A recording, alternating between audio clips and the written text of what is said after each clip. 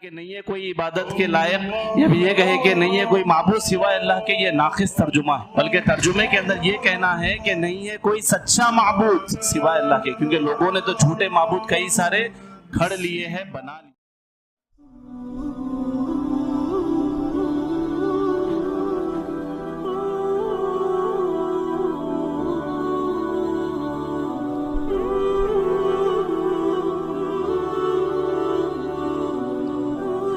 پہاڑ کی، نبی کی، ولی کی، بزرگ کی، خبر کی، مزار کی، یا کوئی اور کسی مورتی کی، کسی کی عبادت کی جا رہی ہے تو سب سے پہلے نفی ہے کلمے کے اندر کہ اس کا انکار کیا جائے، اور پھر اس کے بعد ہے الا اللہ، اس کے بعد اللہ کی توحید کا اقرار کیا جائے، یعنی لا الہ، کوئی الہ نہیں ہے، کوئی معبود نہیں ہے الا اللہ، سوائے اللہ۔ تو اللہ کی توحید کے اقرار سے پہلے یہ ہے کہ معبودان باطلہ کا انکار کیا جائے۔ تمام جو نبی دنیا میں آئے تھے، جو رسول دنیا میں آئے تھے، ان کی مبعوث ہونے کا، ان کی آنے کا مقصد، ان کی آمد کا مقصد توحید ہے۔ اگر آپ پڑھیں گے سورہ نحل، اللہ تعالیٰ ارشاد فرماتے ہیں وَلَقَدْ بَعْثَنَا فِي كُلِّ أُمَّةٍ رَسُولًا أَنِ اعْبُدُوا اللَّهَ وَاجْتَنِبُوا الطَّاغُوتَ۔ اللہ تعالیٰ نے ہر امت میں ایک رسول بھیجا کہ وہ لوگوں کو یہ حکم دے، لوگوں کو یہ دعوت دے کہ ایک اللہ کی طرف بلائے، اور طاغوت سے، جو انبیاء کرام آتے تھے وہ دعوت دیتے تھے کہ اللہ کی عبادت کرو اور طاغوت سے بچو۔ ایک نبی، 2 نبی، 10 نبی، 50 نبی نہیں، بلکہ ایک مشہور روایت کے مطابق 1,24,000 نبیوں کو اللہ نے صرف اس توحید کی دعوت کے لیے بھیجا۔ آپ اس سے اندازہ لگا سکتے ہیں کہ اس کی کتنی زیادہ اہمیت ہے۔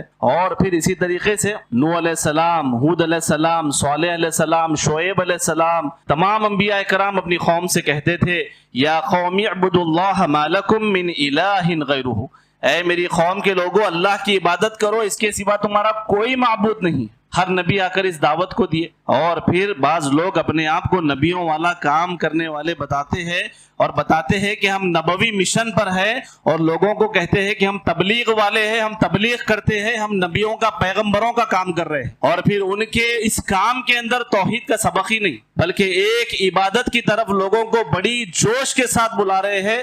یہ نبوی منہج کے خلاف ہے، یہ ترتیب نبی کریم صلی اللہ علیہ وسلم کی دی ہوئی نہیں ہے، کیونکہ صحابہ کرام کی جو اللہ کے نبی صلی اللہ علیہ وسلم نے جس ترتیب پر تربیت کی تھی، وہ ترتیب تھی سب سے پہلے ایمانیات کے سبق اللہ کے نبی نے پڑھائے، سب سے پہلے صحابہ کرام کو عقیدہ سکھایا، ایمانیات کے بعد ہوں گے معاملات کی تعلیم دی، معاملات کے بعد عادات کی تعلیم دی۔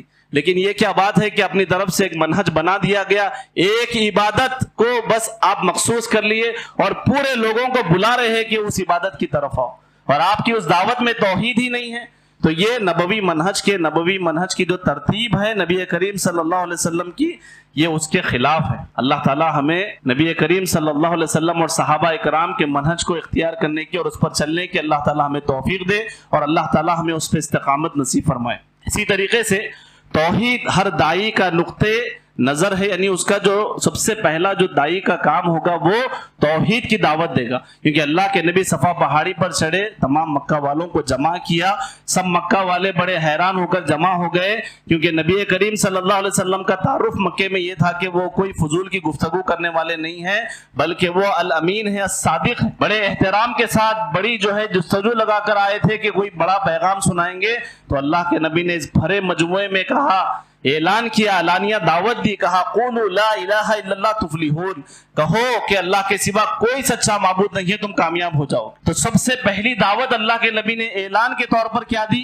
توحید کی دعوت دی۔ اور پھر اسی طریقے سے یہاں بات رکی نہیں، بلکہ 13 سال تک جو ہے انتھک محنت کی رسول اللہ نے مکے کے اندر، پوری اپنی جو ہے زندگی کو چھوڑ دیا، صحابہ کرام نے اپنی زندگی کو چھوڑ دیا، مکے کے 13 سال میں خالص توحید کی دعوت دیتے رہے۔ لگ بھگ معراج کے واقعے سے پہلے تک صحابہ کرام صرف توحید پر گفتگو کرتے تھے۔ اتنی مصیبتیں، مشکلیں جھیلنی پڑی، یہاں تک کہ اس مکے کو چھوڑنا پڑا، تو اس توحید کے لیے اس مکے کو بھی چھوڑ دیے، ہجرت کر کے مدینہ چلے گئے، اور پھر وہاں جا کر صحابہ کرام نے اسی کلمہ توحید کو منوانے کے لیے جنگیں لڑی، جنگ بدر، جنگ احد، جنگ حنین، خیبر، خندق، اسی طریقے سے جنگ تبوک، تمام تر جنگیں کیوں ہوئی؟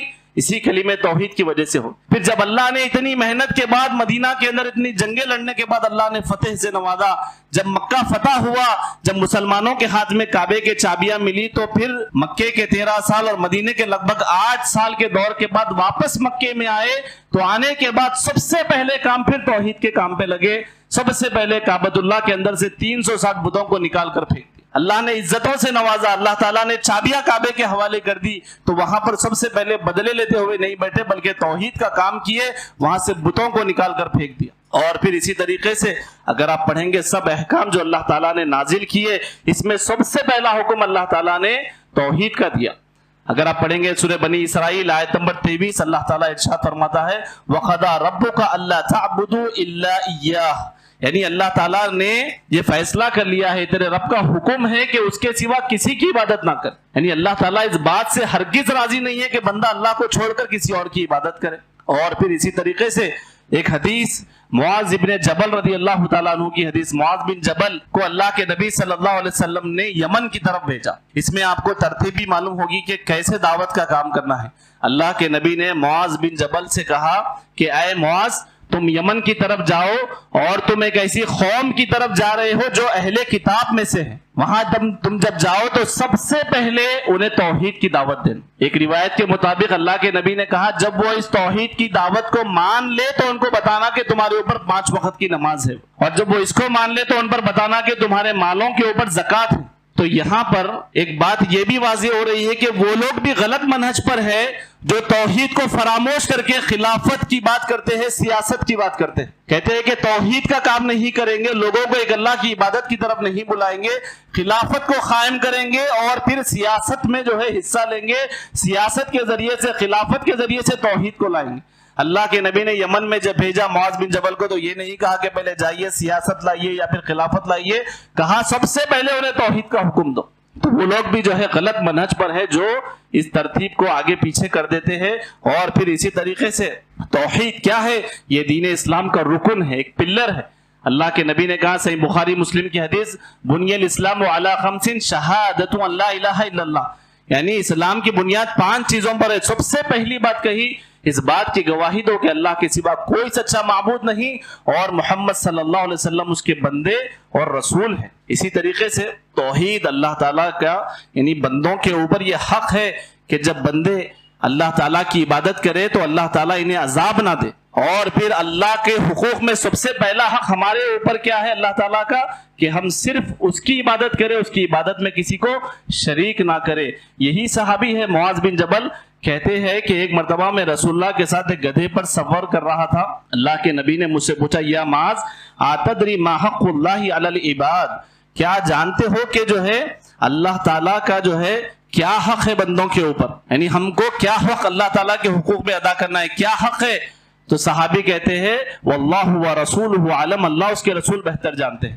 اس کے بعد اللہ کے نبی نے جواب دیا، اللہ کے نبی نے کہا اللہ تعالیٰ کا جو حق ہے بندوں کے اوپر وہ یہ کہ صرف اللہ کی عبادت کرے اور اس کے ساتھ کسی کو شریک نہ کرے، یعنی توحید کو بتایا۔ اس کے بعد صحابی کہتے ہیں کہ رسول اللہ کچھ دیر خاموش رہے، پھر پوچھا کہ اللہ تعالیٰ کا جو ہے یعنی جو بندے ہیں اللہ یعنی بندوں کے حقوق میں سے اللہ پر کیا حق ہے؟ اللہ کے نبی صلی اللہ علیہ وسلم نے کہا، صحابی کہتے ہیں اللہ اس کے رسول بہتر جانتے ہیں۔ پھر اللہ کے نبی نے جواب دیا، اللہ کے نبی نے کہا اللہ تعالیٰ کا حق یعنی بندوں کا اللہ پر حق یہ ہے کہ وہ انہیں عذاب نہ دے، یعنی توحید ایک ایسی چیز ہے جب بندہ اس کو اختیار کرتا ہے تو پھر یہ ہمارا حق ہے کہ اللہ تعالیٰ ہمیں عذاب نہیں دے گا۔ اور پھر اگر اس توحید میں خلل پیدا ہوگی، اس توحید میں اگر شرک داخل ہوگا تو پھر یہ بہت خطرناک ہے، آخرت کے لیے ہمیشہ ہمیشہ کی جہنم ہے۔ اگر سبق حاصل کرنا چاہتے ہیں کہ توحید کی اہمیت کیا ہے، توحید کی فضیلت کیا ہے، تو ابو طالب کو آپ دیکھیے۔ ابو طالب جب جو ہے بستر پر تھے تو رسول اللہ گئے، اپنے آخری وقت میں ہے، کہا اے میرے چچا میرے کان میں لا الہ الا اللہ کی گواہی دو، اس توحید کی گواہی دے دو، میں اللہ کے یہاں گڑ گڑا کر آپ کی سفارش کروں۔ ابو طالب کے بارے میں آتا ہے کہ ان کے برے دوست ان کو گھیرے ہوئے تھے، ان لوگوں نے کہا کہ اے ابو طالب کیا اپنے باپ دادا کے دین کو چھوڑ دو گے؟ بہرحال واقعہ کا جو خلاصہ ہے وہ یہ کہ ابو طالب نے کہا کہ میں اپنے باپ دادا کے دین پر مرتا ہوں۔ اللہ کے نبی صحیح مسلم کی حدیث میں کہتے ہیں کہ جہنم کا سب سے ہلکا عذاب میرے چچا کو ہوگا۔ یعنی اس واقعے میں یہ سبق مل رہا ہے کہ ابو طالب وہ شخصیت ہے کہ رسول اللہ صلی اللہ علیہ وسلم کے کندھوں سے کندھے ملا کر آپ کے ساتھ ہمیشہ ایک سپورٹ کی طرح رہنے والی، کھڑی رہنے والی شخصیت کا نام تھا ابو طالب۔ 50 سال تک رسول اللہ صلی اللہ علیہ وسلم کو سپورٹ کیا۔ کئی مرتبہ ایسا ہوا کہ مشرکان مکہ آ کر دھمکیاں دیتے تھے کہ اپنے بھتیجے کو سمجھائیے، ہر بار انہیں کچھ بول کر سمجھا کے جو ہے بھیجا دیتے، لیکن ہمیشہ اپنے بھتیجے کا ساتھ دیتے۔ ایک مرتبہ تو کہہ دیے کہ اے بھتیجے میں تنگ آ چکا ہوں، آپ اس کام کو روک دو، تو اللہ کے نبی نے کہا اے میرے چچا، اگر یہ لوگ میرے سیدھے ہاتھ میں سورج اور بائیں ہاتھ میں چاند بھی لا کر رکھ دیں گے تو میں اس توحید کے کام کو نہیں چھوڑوں گا۔ تو جب رسول اللہ کا یہ جذبہ اپنے وہ چچا دیکھے تو بولے اے میرے بھتیجے تم کو جو کرنا ہے کرو، بولے اس کے ایسا کھلا سپورٹ کرنے کے بعد بھی 50 سال کا سپورٹ ان کے کچھ کام نہیں آیا۔ وہ آخرت میں جو ہے ان کا فیصلہ کیا ہوا؟ اللہ کے نبی نے کہا کہ وہ جہنم کا سب سے ہلکا عذاب۔ دو چچا حمزہ رضی اللہ تعالیٰ عنہ اسی توحید کو قبول کیے، اسی طریقے سے عباس رضی اللہ تعالیٰ عنہ توحید کو قبول کیے، دونوں کامیاب ہو گئے، اور دو چچا ابو لہب اور ابو طالب توحید کا انکار کیے، دونوں ناکام ہو گئے۔ کون ہے یہ؟ نبی کے چچا، لیکن یہ نسبت کام نہیں آئی۔ نبی کو سپورٹ کیے 50 سال تک۔ ہم تو چھوٹے موٹے کئی لوگوں کو سپورٹ کر کے سمجھتے کہ بڑا کام کر رہے، نبی صلی اللہ علیہ وسلم کو سپورٹ کیے، توحید نہیں تو کچھ بھی نہیں ہے۔ پھر وہ سپورٹ پورا چلا گیا پانی میں، کیوں؟ کیونکہ توحید نہیں تھی، آخرت میں نجات ہی نہیں ہوئی۔ اور پھر اسی طریقے سے توحید کی تعریف تو آپ کے سامنے آ گئی۔ اس کے اقسام کیا ہے؟ توحید کے 3 اقسام ہیں بنیادی طور پر، انشاءاللہ آنے والے خطبات میں بھی میں اس کے بارے میں کافی تفصیل سے ہم اس پر گفتگو کریں گے۔ توحید کے بنیادی طور پر 3 قسمیں ہیں، ایک ہے توحید ربوبیت، ایک ہے توحید الوہیت، اور تیسرا ہے توحید اسماء و صفات۔ توحید ربوبیت کسے کہتے ہیں؟ توحید ربوبیت سے مراد یہ ہے کہ اس بات کا اقرار کیا جائے کہ اللہ تعالیٰ جو ہے تنہا رب ہے، مالک ہے، خالق ہے اور رازق ہے، اور پھر موت و حیات کا مالک صرف اللہ تعالیٰ ہے، نفع و نقصان کا مالک صرف اللہ تعالیٰ ہے۔ یہ توحید ربوبیت ہے۔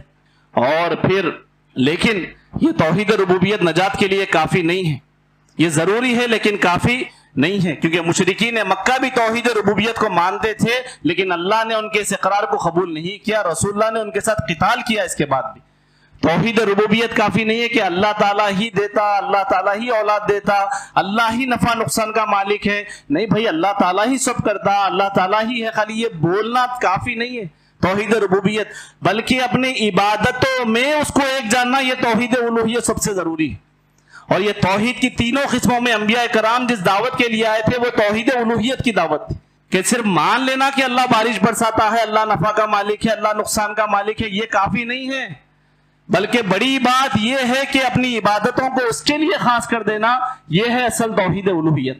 اور پھر اسی طریقے سے توحید الوہیت کا تقاضا کیا ہے؟ جب بندہ کہتا ہے کہ اللہ میرا معبود ہے، وہی میرا جو ہے کارساز ہے، تو پھر یہ تقاضا ہے کہ پھر اللہ تعالیٰ کے علاوہ کسی کو داتا نہ سمجھے، کسی کو نفع نقصان کا مالک نہ سمجھے، کسی کو حاجت روا اور مشکل کشا نہ سمجھے۔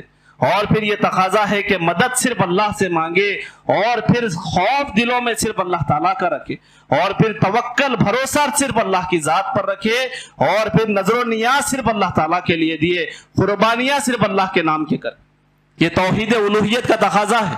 اور پھر توحید اسماء و صفات کیا ہے؟ اللہ تعالیٰ کو ایک جاننا اس کے ناموں میں اور اس کے صفتوں میں۔ بغیر ایمان کیسے لایا جائے اسماء و صفات پر؟ بغیر تمثیل کے، بغیر تحریف کے، بغیر تکییف اور بغیر تعطیل کے اللہ کے اسماء و صفات پر ایمان لایا جائے۔ اسی طریقے سے توحید کی فضیلت کیا ہے؟ توحید نہیں تو کچھ بھی نہیں۔ اس کی فضیلت کیا ہے توحید کی؟ اگر آپ پڑھیں گے ایک حدیث، ترمذی کی حدیث، اسے شیخ البانی نے صحیح قرار دیا، اللہ کے نبی کہتے ہیں قیامت کے دن ان اللہ سیخلص رجلا من امتی علی رؤوس الخلائق یوم القیامہ۔ اللہ کے نبی نے کہا اللہ تعالیٰ میدان محشر میں سب لوگوں کے بیچ میں ایک شخص کو لائے گا، سب لوگوں کے بیچ میں ایک شخص کو لائے گا۔ لانے کے بعد اللہ کے نبی کہتے ہیں کہ اسے بلایا جائے گا اور اس کے اعمال کے رجسٹر دفتر کھولے جائیں گے، تو اس کے جو اعمال کے رجسٹر ہے لگ بھگ 99 رجسٹر ہوں گے، اور اتنی جو ہے لمبے لمبے رجسٹر ہوں گے، جہاں تک نگاہ جائے گی وہاں تک جو ہے وہ رجسٹر رہیں گے، اور سارے رجسٹر گناہوں سے بھرے پڑے رہیں گے۔ اللہ کے نبی کہتے ہیں اللہ تعالیٰ ایسے بندے کو سب لوگوں کے بیچ میں لائے گا اور پھر اس سے پوچھے گا کیا تم یہ رجسٹر کا یہ جو گناہوں کے جو نام اعمال تمہارے گناہوں کے لکھے ہوئے ہیں اس کا انکار کرتے ہو؟ تو وہ بندہ ساری محفل میں میدان محشر میں سب کے سامنے اقرار کرے گا، کیا کرے گا؟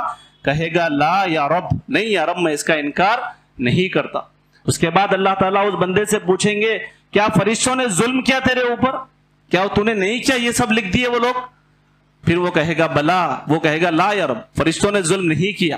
اس کے بعد اللہ تعالیٰ اس سے پوچھیں گے تیرے پاس کوئی عذر ہے جو تو نے اتنے سارے گناہ کیے؟ کوئی عذر ہے تو ابھی پیش کر۔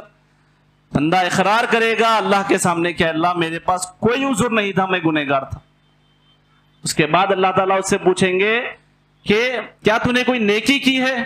تو ان چاروں باتوں میں کہے گا آخری بات میں بھی کہ اللہ میرے پاس کوئی نیکی بھی نہیں ہے۔ پہلی بات اللہ تعالیٰ جب اس سے پوچھیں گے کہ فرشتوں نے ظلم کیا، کہے گا نہیں۔ کیا تو نے یہ سب کیا؟ اقرار کرے گا۔ اس کے بعد اللہ تعالیٰ پوچھیں گے کیا تیرے اوپر ظلم ہوا؟ نہیں ہوا ظلم۔ کیا تو نے یہ سب نہیں کیا؟ ہاں میں نے سب کیا۔ کسی چیز کا انکار نہیں کرے گا۔ اور پھر اللہ تعالیٰ اس بندے سے کہیں گے تیرے اوپر آج ظلم نہیں ہوگا، تیری ایک نیکی میرے پاس ہے۔ اللہ تعالیٰ کہیں گے تیری ایک نیکی میرے پاس ہے، آج تیرے اوپر ظلم نہیں ہوگا۔ اور حدیث میں آتا ہے کہ بطاقہ، ایک کارڈ اس کو دیا جائے گا اور کہا جائے گا کہ جب میزان لگے گا تو وہاں پر آ جانا میزان کے اوپر اس بطاقہ کو لے کر، اس کارڈ کو لے کر۔ تو بندہ بڑا حیران ہوگا اور پوچھے گا کہ اے اللہ تعالیٰ، اے اللہ سبحانہ و تعالیٰ، یہ چھوٹا سا کارڈ، یہ 99 رجسٹر گناہوں کے جو میرے بھرے پڑے ہیں، اس کے مقابلے میں یہ کیا کام آئیں گے؟ میرے بڑا تعجب کرے گا۔ اللہ تعالیٰ کہیں گے تیرے اوپر ظلم نہیں ہوگا۔ میزان کے وقت یعنی وزن کے وقت وہاں پر وہ بندہ آئے گا اور اس کے 99 رجسٹروں کو وہ ایک پلڑے میں رکھ دیا جائے گا، اور وہ جو بطاقہ کارڈ اس کو دیا جائے گا اس پر لکھا ہوگا اس کی نیکی اشہد ان لا الہ الا اللہ واشہد ان محمد رسول۔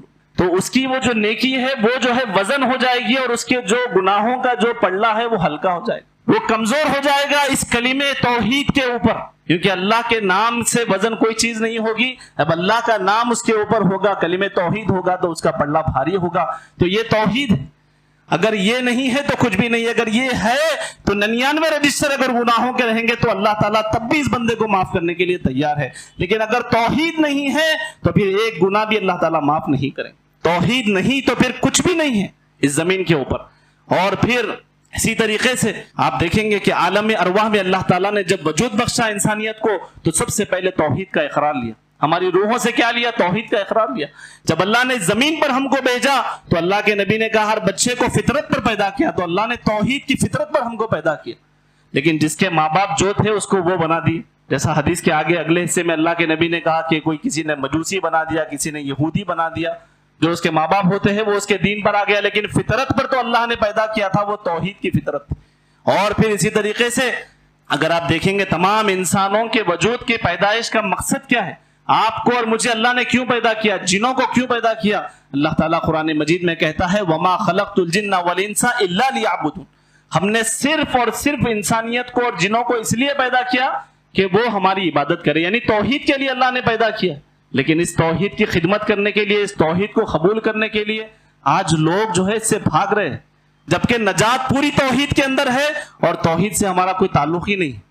اور پھر اسی طریقے سے اگر آپ دیکھیں گے قرآن مجید کے علاوہ جتنی آسمانی کتابیں اللہ نے نازل کی سب میں سب سے پہلے توحید کا حکم دیا گیا۔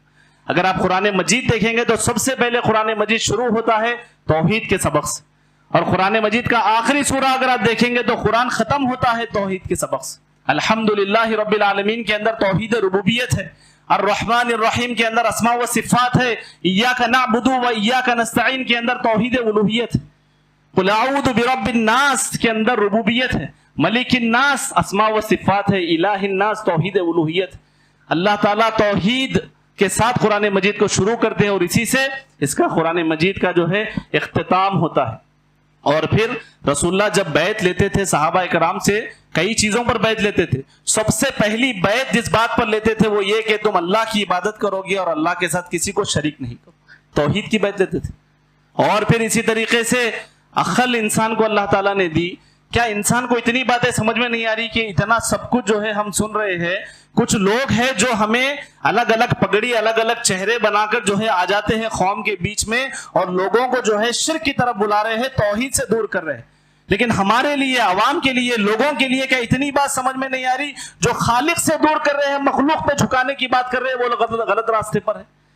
جو لوگ خالق سے ہٹا کر مخلوق سے پوچھنے کی بات کر رہے ہیں، اتنا سمجھ میں نہیں آ رہی توحید کہ اللہ کے علاوہ کوئی دینے والا نہیں ہے، اللہ کے علاوہ کوئی اولاد نہیں دے سکتا, کوئی دعائیں قبول نہیں کر سکتا. کیا اتنا توحید کا بیسک سبق ہمیں سمجھ میں نہیں آ رہا؟ بس آپ کپڑوں پہ, کلروں پہ اور ان کی پگڑیوں پر جائیں گے تو پھر اللہ کے نبی نے ایک حدیث میں کہا اللہ تعالیٰ جہنم کی شروعات میرے اس امت کے جھوٹے علماء سے کرے, تو اس امت کو, قوم کو تباہ کر رہے ہیں بدعقیدگی کی طرف بلا کر.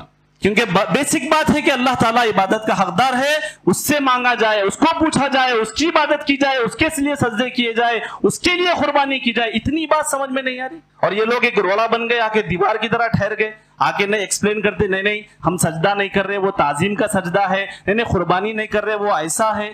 ارے ویسا تو چور کو بھی کئی لوگ سپورٹ کرنے والے مل جاتے, تو کیا چوری صحیح ہو جاتی؟ نہیں, بلکہ توحید یہ مشن تھا نبیوں کا, اس کے لیے آئے تھے. حضرت علی رضی اللہ تعالیٰ عنہ اپنی زندگی لگا دی اس توحید کے لیے, لیکن اس علی رضی اللہ تعالیٰ عنہ کے نام پہ شرک کر. جو انبیاء کرام عیسیٰ علیہ السلام توحید کے لیے پوری محنت کیے, عیسیٰ علیہ السلام کے نام پہ شرک کر. اسی طریقے سے عمل کے قبول ہونے کے لیے شرط توحید. اگر عمل قبول ہونے کے لیے اگر توحید نہیں ہے تو اللہ تعالیٰ عمل کو ضائع کر دے. آپ جانتے ہیں یہ وارننگ اللہ تعالیٰ نے قرآن مجید میں کس کو دی؟ قرآن مجید میں سورہ زمر میں اللہ نے نبی صلی اللہ علیہ وسلم کے حوالے سے کہا کہ اے نبی اگر آپ جو ہے شرک کریں گے تو اللہ نے کہا لَإِنْ أَشْرَكْتَ لَيَحْبَطَنَّ عَمَلُكَ, اگر آپ بھی شرک کریں گے تو آپ کے عمل کو ہم برباد کر دیں گے. رسول اللہ کو کہا جا رہا ہے کہ اگر آپ شرک میں گئے تو آپ کے عمل کو اللہ برباد کر دے گا. تو پھر امت کا کیا حال ہے؟ ہمارے لیے کتنا بڑا سبق ہے اس کے اندر کہ اپنے توحید کو ہمیشہ شرک سے بچایا جائے, شرک سے دور رہے, توحید پر قائم رہے, یہ کتنا ضروری ہے. اور پھر حضرت عائشہ رضی اللہ تعالیٰ عنہا, عبداللہ بن جدعان ایک شخص تھے, ان کے بارے میں پوچھتے تھے ہمیشہ کہ عبداللہ بن جدعان بھی جہنم میں جائیں گے. کیوں پوچھتے تھے؟ کیونکہ ان کے بارے میں آتا ہے کہ بڑے مہمان نواز تھے, بڑا سوشل سروس کا کام کرتے تھے, بڑی انسانیت کی رکھوالی کا کام کرتے تھے, بڑا کھانا کھلاتے تھے, بڑے بہت اچھے تھے. تو حضرت عائشہ نے پوچھا اے اللہ کے نبی کیا وہ بھی جہنم میں جائیں گے؟ تو اللہ کے نبی نے کہا ہاں عبداللہ بن جدعان بھی جہنم میں جائیں گے, کیونکہ انہوں نے زندگی میں ایک مرتبہ بھی نہیں کہا کہ اے اللہ مجھے قیامت کے دن معاف کر دے. توحید کے بغیر مرے تو سارے اعمال ضائع ہو, ساری نمازیں, ساری روزے, سارے صدقے, سارے ماں باپ کی فرما برداریاں, سارا اجر ضائع ہو جائے گا اگر توحید نہیں ہوگی. اگر توحید ہوگی تو اللہ تعالیٰ اس کی توحید کی وجہ سے اللہ تعالیٰ سارے اعمال کا اجر بندے کو عطا کرے گا قیامت کے دن. نمازوں پہ نمازیں, عمروں پہ عمرے, حج پہ حج, لیکن توحید سے دور ہے. یہ کون سے اعمال جمع کر رہے؟ ایک ایسا جیبک ہے جو مال اندر ڈالا جا رہا ہے لیکن جیبک نیچے سے پھٹا ہوا ہے, سارا مال ضائع ہو رہا ہے. تو توحید کو مضبوط کریے, عقیدے کو مضبوط کریے, اپنے گھر والوں, خاندان والوں کو توحید کی دعوت دیجیے, ایک اللہ کی عبادت کی طرف بلائیے, شرک سے روکیے. یہ سب سے بڑا مشن تھا نبیوں کا.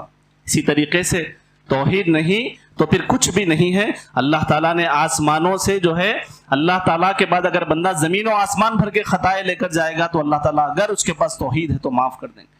ایک حدیث بڑی پیاری اللہ کے نبی نے کہا من کان آخر کلامہ لا الہ الا اللہ دخل الجنہ. اسلام میں آنے کے لیے کیا ہے؟ توحید, لا الہ الا اللہ. اور ایک حدیث میں کہا جس کا آخری کلمہ لا الہ الا اللہ ہوگا اللہ تعالیٰ اس کی مغفرت کر دیں گے, اس کو جنت میں داخلہ دے دیں گے. توحید اول ہے, آخر ہے. موت کے وقت بھی اس پہ ایمان لانا ضروری ہے, موت کے وقت بھی اس پہ قائم رہنا ضروری ہے, اس پہ استقامت ضروری ہے. اسی طریقے سے توحید کو جو ہے سمجھنے کے لیے ایک مثال دی جاتی ہے کہ لوگ مثال کے طور پہ سمجھے روشنی لانے کے لیے اگر دنیا کا سب سے بڑا بلب لے کے آ گئے جس میں سب سے زیادہ روشنی ہے, لیکن اگر وہاں کا فیوز اگر اڑا ہوا ہے تو آپ کتنی بھی لائٹیں لگائیے وہاں پر لائٹ آنے والی نہیں. کتنی بھی سجاوٹ کر لیجئے لائٹ نہیں آئے گی, کیونکہ اس وہاں پر فیوز کیا ہے؟ چلے گیا. توحید نہیں ہے, اب اعمال بھی اعمال جمع کریے, سب ضائع. توحید اگر ہے تو پھر سب اعمال کا جو ہے فائدہ ملے گا. اسی طریقے سے توحید کی ضد شرک. توحید کو کون سی چیز ٹکر دے گی؟ شرک. تو توحید کو شرک سے بچا کے رکھنا, اللہ تعالیٰ کی ذات میں, اس کی عبادت میں, اس کی ربوبیت میں, اس کی الوہیت میں کسی کو شریک نہیں کرنا. انسانیت کی حفاظت کے لیے بھی توحید سب سے زیادہ ضروری ہے. آج لوگ بہت سارے ہیں جو انسانیت کی بقا کی بات کرتے ہیں. بھائی سب سے پہلے انسانیت کی بات کریں, سب سے بڑی چیز انسانیت ہے. ارے بھائی سب سے بڑی چیز انسانیت ہے اور انسانیت کے لیے امن توحید میں ہے. اگر انسان کو بعض لوگ بولتے نا بھائی روٹی کپڑا مکان انسان کی ضرورت ہے. ابراہیم علیہ السلام مکے میں حاجر علیہ السلام اور اپنے بیٹے اسماعیل علیہ السلام کو چھوڑ کے پوری ترتیب کو الٹا کر کے بتائے روٹی کپڑا مکان سے بڑھ کے توحید ہے. توحید کی اشاعت کے لیے گنجان آبادی میں اپنی پوری فیملی کو چھوڑ کے گئے تھے. آج جو ہے عجیب و غریب تعلیم. انسانیت کے لیے بھی توحید ضروری ہے. اگر آپ انسانیت سے واقعی میں محبت رکھتے تو اس زمین پر ان کو توحید کی دعوت دو. اگر وہ توحید پر مریں گے آخرت میں بھی کامیاب ہوں. کھانا کھلا کے پانی پلا کے آپ بتا رہے کہ آپ بہت بڑے سوشل سروس کرنے والے ہیں. اصل سروس تو توحید کی سروس. اور پھر اسی طریقے سے انسانیت کی ضرورت کیا ہے؟ سب سے بڑی ضرورت توحید ہے. اور پھر اسی توحید کے لیے صحابہ کرام نے, نبی کریم صلی اللہ علیہ وسلم نے کئی مصیبتیں جھیلی, کئی پریشانیوں کو جھیلا. اللہ کے نبی صلی اللہ علیہ وسلم نے ہجرت کی, اور پھر ابراہیم علیہ السلام کی آپ زندگی کو لیجئے. انہوں نے ابراہیم علیہ السلام کو ان کی قوم آگ میں جلا کے راکھ کرنے کے لیے منصوبے بنا رہی تھی اس توحید کے. باپ نے جو ہے گھر سے بے گھر کر دیا تھا انہیں. پھر اسی طریقے سے ابراہیم علیہ السلام کا اگر آپ دیکھیں گے تو جگہ جگہ ابراہیم علیہ السلام نے توحید کے لیے قربانیاں پیش کی. صحابہ کرام نے بھی قربانیاں پیش کی. بلال رضی اللہ تعالیٰ عنہ, سمیہ رضی اللہ تعالیٰ عنہ, ان سب کی جو ستایا گیا, ان کو اسی توحید کے لیے ستایا گیا تھا. آخری بات وہ یہ کہ توحید کو جو ہے تمام دین اسلام نے کئی گوشوں میں جو ہے اس کو نمایاں کیا. بار بار ہمارے پاس توحید کا ذکر آتا ہے, بار بار اس کو جو ہے روشن رکھا گیا تاکہ ذہن میں تر و تازہ رہے. جیسے مثال کے طور پر 5 نمازیں, جب ہم 5 نمازوں کے لیے جو اذان دی جاتی ہے اس کے اندر توحید کے کلمات بار بار دہرائے جاتے ہیں. اور پھر جب اذان ختم ہوتی ہے تو اسی کلمے توحید سے ختم ہوتی. اور پھر اسی طریقے سے جب بندہ وضو کرتا ہے نماز کے لیے, وضو کے بعد جو دعائیں پڑھتا ہے اس کے اندر کلمے توحید ہے, کلمے توحید کے کلمات ہیں. اور پھر اسی طریقے سے جب نماز پڑھتے ہیں سورہ فاتحہ کے اندر توحید. اور پھر جب نماز کا اختتام آتا ہے تو التحیات کے اندر توحید کے کلمات. اور پھر جب نماز ختم ہو جاتی ہے تو بعد کے اذکار میں, نماز کے بعد کے اذکار میں کلمے توحید کے کلمات. صبح شام کے اذکار میں کلمے توحید کے کلمات ہیں. اور پھر اسی طریقے سے جیسے کہ کلمہ توحید یہ جو ہے نا ایک ایسی چیز ہے, اسی پر ہمیں جینا ہے اور اسی محور میں ہماری زندگی گھومتی ہے. اور آخری بات وہ یہ کہ کلمہ توحید کی وجہ سے رشتے بنتے بھی ہیں اور بگڑتے بھی ہیں. حضرت نوح علیہ السلام کو کہا گیا جب ان کا بیٹا شرک کیا تو اللہ تعالیٰ نے قرآن مجید میں کہا اے نوح وہ آپ کا بیٹا نہیں ہے, وہ آپ کے اہل میں سے نہیں ہے, جبکہ آپ کا خاص بیٹا تھا. لیکن توحید کی وجہ سے کہا گیا کہ جب وہ شرک پہ ہے تو وہ آپ کا بیٹا نہیں. اور پھر اسی طریقے سے اللہ کے نبی نے ایک حدیث میں کہا المسلم اخو المسلم, ایک مسلمان دوسرے مسلمان کا بھائی ہے. یہاں پر کوئی خونی رشتہ نہیں ہے لیکن توحید کی وجہ سے رشتہ بنا دیا گیا کہ ایک مسلمان دوسرے مسلمان کا بھائی ہے. وہاں بیٹے کو کہا جا رہا ہے کہ وہ آپ کا بیٹا ہی نہیں. توحید سے رشتے بنتے ہیں اور بگڑ جاتے ہیں. نبی کریم صلی اللہ علیہ وسلم کے ازواج کے بارے میں کہا گیا امہات المومنین, مومنین کی مائیں ہیں.